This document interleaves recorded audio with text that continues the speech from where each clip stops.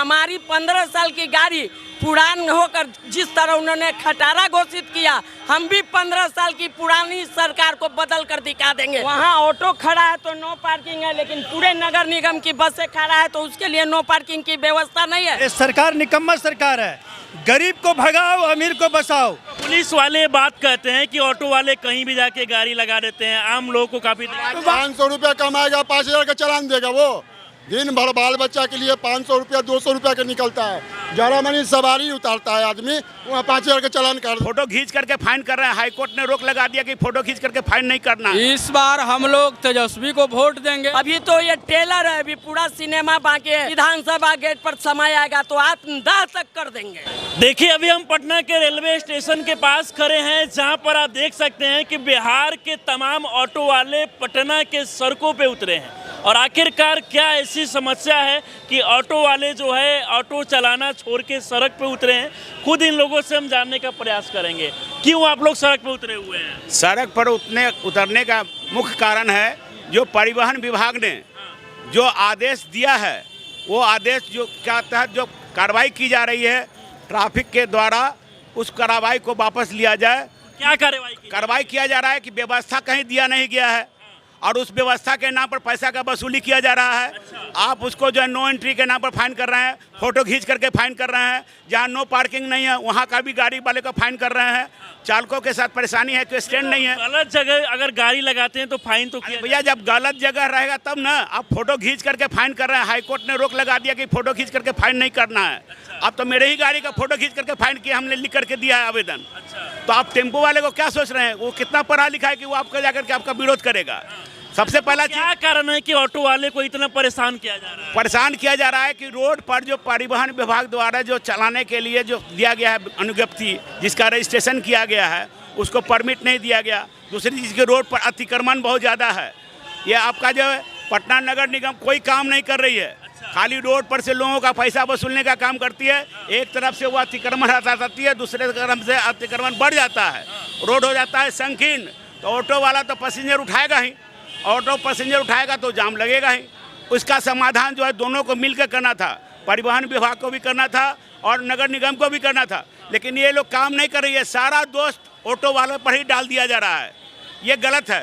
दूसरा चीज़ है कि हमने ट्रैफिक एसपी साहब को ये स्टेशन एरिया के लिए हम लोग सारे यूनियन वाले 2 महीना के लगभग हम लोगों ने पूरा सपोर्ट किया है पूरा। और हम लोग उम्मीद करते हैं कि अगर ट्रैफिक द्वारा यह व्यवस्था सुदृढ़ नहीं होती है तो बीएमपी के द्वारा इसकी व्यवस्था को सुदृढ़ किया जाए और नगर निगम को यह आदेश दिया जाए कि इस तरह से गलत पार्किंग जो रोड पर बनाया गया है या वेंडर जो बनाया गया है उसको हटाया जाए, व्यवस्था दिया जाए। पार्किंग बना है उससे आप लोगों को समस्या हो रहा है? बहुत तकलीफ है। रोड समस्या हो रहा है? समस्या के आने जाने में तकलीफ पब्लिक को भी हो रहा है, टेम्पो वाला को भी हो रहा है। और गांधी मैदान को तो ऐसा रूटे कर दिया है कि गांधी मैदान सीधे डबंगला से कोतवाली घुमा दिया और कोतवाली से कौन मंदिर है, इस्कॉन मंदिर के पास इतना जाम लगता है कि काम बतावे। हम लोग 1.5 घंटा पार्किंग बना है, वहाँ सवारी आता है कि नहीं? सवारी बस एक आध 2 टिप खुले, दिन भर हम लोग ऐसे ही बैठे रहते हैं पार्किंग में। गांधी मैदान के गाड़ी का एक भी सवारी नहीं आता। और एक तो दलाल बैठा हुआ है, वो फोटो खींच के भेज दे रहा है। जो बेली रोड बोरी रोड को चालान भी काटा जा रहा है। चालान काटा जा रहा है। रोड पर जब सवारी उतार रहे हैं ना, तो पीछे से मोटरसाइकिल वाला आके फोटो ले रहा है। 500-1000 रुपया डेली कट रहा है। डेली कटता है। तो ये नहीं मतलब 500-1000 तो कमाते ही होंगे पूरा दिन। वो भी हम लोग तो सब उसी को कि 500 रुपया कमाएगा, 5000 का चालान देगा। वो दिन भर बाल बच्चा के लिए 500 रुपया 200 रुपया का निकलता है। जरा मनी सवारी उतारता है आदमी, वहाँ 5000 का चालान कर देगा तो कहाँ से देगा? टोटो कोई शौक से चलाता है, मजबूरी में चलाता है। बहुत परेशानी है सर। परेशानी मांग क्या रहेगा आप लोग का? मांग का वही है कि मांग कुछ नहीं है, सुविधा से काम करने दिया जाए। गलत करे तो चालान काटिए। गांधी मैदान का मांग है कि जैसे पूर्ण चल रहे थे उस तरह से हमारी व्यवस्था की जाए, ताकि 1 से 1.5 किलोमीटर गांधी मैदान रूट का रनिंग बढ़ चुका है और भाड़ा में भी कोई परिवर्तन नहीं है और हर जगह समस्या आ रहा है। यहाँ पुलिस वाले बात कहते हैं कि ऑटो वाले कहीं भी जाके गाड़ी लगा देते हैं, आम लोगों को काफी तो बात चिन्हित है ना। सवारी उतारेगा इसका सर, आप ही बताइए। गांधी मैदान सवारी उतारने का चिन्हित दीजिए, वहाँ पर सवारी उतारेगा। बस भी वहीं पर उतारा, टेम्पो भी वहीं पर रहा, मोटरसाइकिल वाला आके आगे लगा दिया, कर रहे बढ़ाओ। तो तो हम लोग बढ़ावे का है। इतना ही सा जगह में ठेला भी है और टेम्पू भी है, ई रिक्शा भी है, बस भी है, तो वह जाएगा कहाँ ही बताइए। परमिट के ऊपर बोलना है, परमिट पर है कहना है। जब आपने नया रजिस्ट्रेशन किया DTO कार्यालय में, आपने उसे 5,650 रुपया परमिट के नाम पर अपने जमा करवा लिया। जमा कराने के बाद उसको अपने परमिट दिया नहीं। देहाती क्षेत्र शहरी क्षेत्र में जो परमिट पहले जो गाड़ी चल रही थी उसको आप जबरन बंद करवा दिया गया। और जबरन बंद करवा करके जो अनुज्ञप्ति रिलीज किया गया था परिवहन विभाग से, उन लोगों को गाड़ी दिया जाए जो पहले से परमिट लिए हुए थे। उन लोगों ने नया गाड़ी लिया, प्रतिस्थापन अभी तक उस परमिट का नहीं हुआ और उसको जो है अभी करा है कि फाइन 20,000 रुपया लिया जाएगा। इसको वापस लिया जाए और जो लोग परमिट के लिए आवेदन दिया हुआ है उन लोगों को परमिट दिया जाए और जो परमिट के ऊपर फाइन किया गया है उस परमिट को फाइन को वेव किया जाए, हटाया जाए।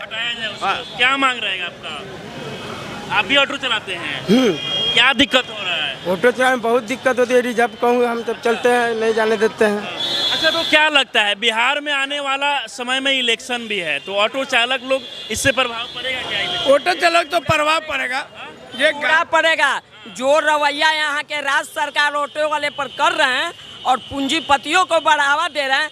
आपके सामने वहाँ ऑटो खड़ा है तो नो पार्किंग है, लेकिन पूरे नगर निगम की बसें खड़ा है तो उसके लिए नो पार्किंग की व्यवस्था नहीं है। हमारी 15 साल की गाड़ी पुरान होकर जिस तरह उन्होंने खटारा घोषित किया, हम भी 15 साल की पुरानी सरकार को बदल कर दिखा देंगे। ऑटो चालकों बिहार का भविष्य उत्पन्न करता है। यदि हमारी बातें राज्य सरकार नहीं मांगेगी, पटना से बाहर करने का ये पूंजीपतियों का तरीका है, वो खुल के नहीं आ रहे। हम लोग अपना रोजगार बनाए हुए हैं, सरकार हमें कोई रोजगार नहीं दे रही है और रोजगार छीनी जा रही है। आप गांधी मैदान में देखिए, हम लोग की टेम्पू ओवरलोड है, लेकिन रांची पटना चलने वाली की बस के ऊपर सामान लोड हो रही है। क्या डिलीवरी वाहन है बस कि सामान ऊपर लोड होता है? वहाँ पर DM कंट्रोल रूम, वहाँ पर ट्रैफिक SP का बिल्डिंग, वहीं पर पटना कमिश्नर नगर आयुक्त का बिल्डिंग, उसके बावजूद वहाँ अवैध बसें लोड हो रही है। चलते हुए बहुत भावुक हो रहे हैं, मतलब क्यों नहीं हो? सरकार उस तरह से कर दिए, समय आने दीजिए सर। अभी तो ये टेलर है, अभी पूरा सिनेमा बाकी है। समय आएगा तो हम ऑटो चालकों अपनी अपनी परिवार के साथ विधानसभा गेट पर समय आएगा तो आत्मदाह तक कर देंगे। नहीं, ऐसा नहीं करना है, ऐसा मत करिए। सब लोग आपके लिए आवाज उठाएंगे, ऐसा नहीं सोचना। एकदम आप लोग से भी रिक्वेस्ट है कि हम लोग के प्रति आवाज उठाइए, लेकिन मैं आप लोग से भी कहूँगा, आप लोग में भी कुछ ऐसे हैं, मात्र ऑटो चालक 1 रुपया 2 रुपया बढ़ा के लेता है तो पेपर में सुनहरे अक्षर में आते हैं ऑटो चालकों की भाड़ा में मनमानी। तो थोड़ा सा हम लोग के ऊपर बताइए ना। अभी गांधी मैदान जाने में 1 किलोमीटर घूमना पड़ रहा है, तो यदि हमें 1 किलोमीटर घूमना आना और जाना पड़ रहा है 2 किलोमीटर, तो उस हिसाब से भारत सरकार 2 किलोमीटर की बढ़ाएगी। कहते हैं कि भाड़ा भी बढ़ाना चाहिए। क्यों नहीं? आपको ये भी अवगत करा देते हैं कि हमारे माननीय MLC नवल किशोर बाबू द्वारा एक बार 2012 में भाड़ा का मुद्दा विधानसभा में उठाया गया था और उस समय भाड़ा बढ़ा। 2012 से आज तक ऑटो किराया भाड़ा नहीं बढ़ा। क्या लगता है कि चुनाव में आप लोग जवाब देंगे? ना, बिल्कुल जवाब देंगे। ऑटो चालक हम लोग बस वही गरीबी को अब लाना है, गरीब जो है वही सरकार को। ये सरकार निकम्मा सरकार है। गरीब को भगाओ, अमीर को बसाओ, गरीब पर कोई रहम नहीं है। पूरी पटना में बताइए, ऑटो चलने का कई जगह आपको दिया है, पूरी रास्ता ब्लॉक रहता है। सारे बसें जिसमें ऑटो चल रही है, जिसमें रिक्शा चल रहा है, जिसमें पब्लिक चल रहा है, उसमें बस भी चल रहा है। हर सेकंड पर मिनट पर आपका बस चल रही है। बताइए कहाँ जगह है? इस बार किसको वोट देंगे ऑटो चालक? इस बार हम लोग तेजस्वी को वोट देंगे और सरकार बनाएं, क्योंकि सरकार गरीबों के साथ बहुत ज़्यादा मनमानी कर रही है। हम लोग एक तरफ तो कर्ज लेकर टेम्पू और ई रिक्शा चला रहे हैं और किसी तरह 400-500 रुपया कमाते हैं, उसी में बाल बच्चों को पोसते हैं, पढ़ाते हैं, खिलाते हैं, किराया देते हैं। बताइए कितना निंदनीय बात है कि हम 400-500 में पूरे परिवार चलाते हैं। क्या हाँ, ये अभी इतनी महंगाई बढ़ रही है, हर चीज़ की महंगाई बढ़ी है। सब्जी खरीदे जाइए तो 100 रुपया की सब्जी होगा कम से कम। हाँ, 40-50 रुपये किलो चावल है, आटा है, मतलब दिक्कत परेशानी होता है। अच्छा ये बताइए, हाँ क्या वो ये है, बताइए अभी हम लोग 13 तारीख को कमिश्नर साहब के साथ मीटिंग किए थे, जिसमें ट्रैफिक एसपी साहब थे। ई रिक्शा को हमने सवाल कमिश्नर साहब को उठाया कि जो मल्टी लेवल हब पार्क बना है उसमें ऊपर चढ़ने में बैटरी खत्म हो जाती है, उसका मतलब उससे ड्राइवर और पैसेंजर यदि बैटरी खत्म होती है तो नीचे की ओर गाड़ी टूटने लगती है, उसमें पैसेंजर और ड्राइवर दोनों को क्षति है, बहुत ही दिक्कत है। कमिश्नर साहब ने खुद कहे कि नहीं, ई रिक्शा को ऊपर नहीं चढ़ाया जाएगा, इसको नीचे से व्यवस्था दिया जाएगा। अभी तक 13 तारीख के बाद तक अभी तक कमिश्नर साहब इस पर कोई हम लोग को चिट्ठी नहीं दी है, चिट्ठी नहीं लिखे। देखिए काफी ये लोग मारता है, ड्राइवर लोग क्यों मारता है? कौन मारता है? ट्रैफिक लोग मारता है कि गाड़ी कहाँ रोक देते, कहाँ रोकेंगे? बोलिए, आप ही बोलिए। देखिए इन लोगों को बहुत सारा दिक्कत परेशानी होता है और कहीं ना कहीं इन लोग के मामले को भी सरकार को देखना चाहिए, क्योंकि ये लोग काफी परेशान हैं। तो आने वाले चुनाव में किसको वोट देंगे? वो तो टाइम बताएंगे, जब आएंगे चुनाव में जवाब देंगे। तो जो हमारे दुख के समय अभी है, जो पार्टी हमारे आंसू पोंछने आएंगे, हम उनके साथ हैं। चलिए, इस वीडियो को देखकर आप लोग क्या सोचते हैं अपनी राय में जरूर हमारे साथ जुड़ रहे हैं। बहुत बहुत धन्यवाद।